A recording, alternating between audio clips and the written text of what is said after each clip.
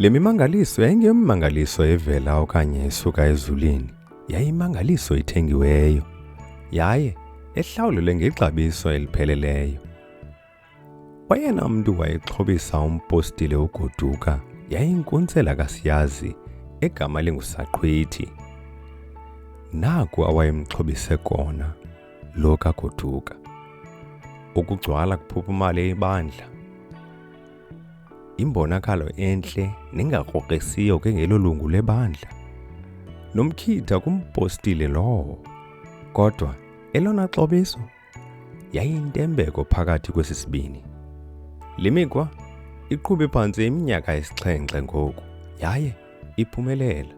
Ngoku umpostile Goduka ebesele undabamlonyeni nakumakhaya amaninzi.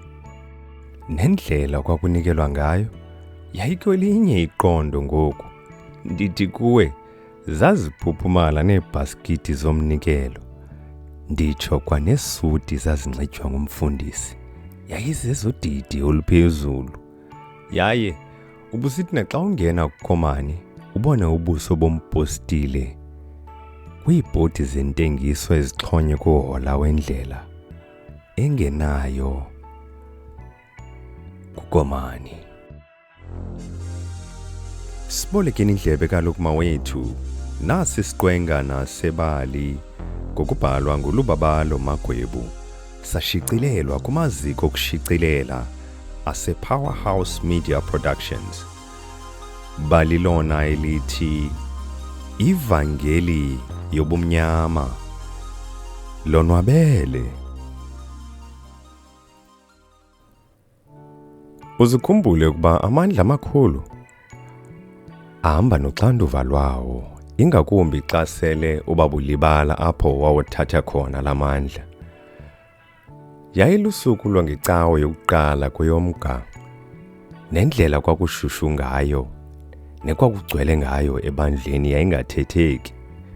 Uphakamise isandla umpostile emisa ingoma. Ngethuba ephakamisa isandla, kwakukho indoda ebonakala kwesiqhwala phambi kwakhe, kubonakala ukuba ilinde impiliso. Uthe kanye xa iqala ukuthetha umpostile, suka kwavuka isivunguvungu somoya wesitshingitshane, kwaphephetheka ziBhayibhile, kwadanyaza nezibane, suka kwathula wonke umntu kukothuka. Uthe umpostile iqala ukuqwalasela kumnyango wangemva, suka amehlo entla nobuso bukaSaqhwithi. Yaye ngale mini wayesisaqhwithi yena ubuqu. Wayembethe ingubo emnyama nebhanti esinqeni elibotshwe ngamathambo angafaniyo. Wayelandelwa ngumsi ongaziwayo ukuba usuka phi.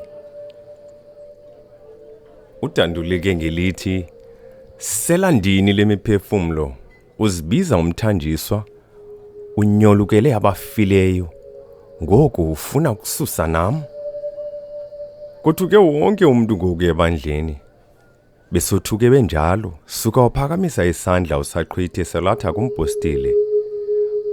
Suka washukumisa imilebele umpostile, ngokungathi ufuna ukuthetha kodwa ilizwi lakhe livalekile okanye livaliwe.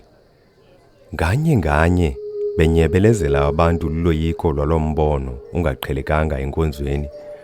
Kuvele nombono kumalungu obonisa izinto ezifihliweyo nezombelwe phantsi kwepulpit kaGoduka. Emveni koko yazi izikhalo koomama bethatha abantwana babo bephuma bebaleka. Sekusisankxwe ngoku enkonzweni. Saqhwithi ugalele umgubo uthile kwipulpit, etsicela nemicrophone kamfundisi ethetha ngethuba isenza oku esithi, "Ipulpit yakho ndiqalekisile, yaye ndifuna ilizwe lonke libone ukuba wenziwa ntoni umntu ozenza uThixo." Uthe nje akugqiba ukutsho, suka wokuwa phantsi umpostile ingathi uyotywa yinto. Kwasuka kwavutha nesambatho sakhe esasibugolide, kodwa akatsha yena umpostile, kodwa sona sabe sivutha kuye. Ngoku wayesele elihlazo umpostile ukuvuka kwakhe elila, amalungu abe efuna impendulo nezizathu sokwenzekileyo.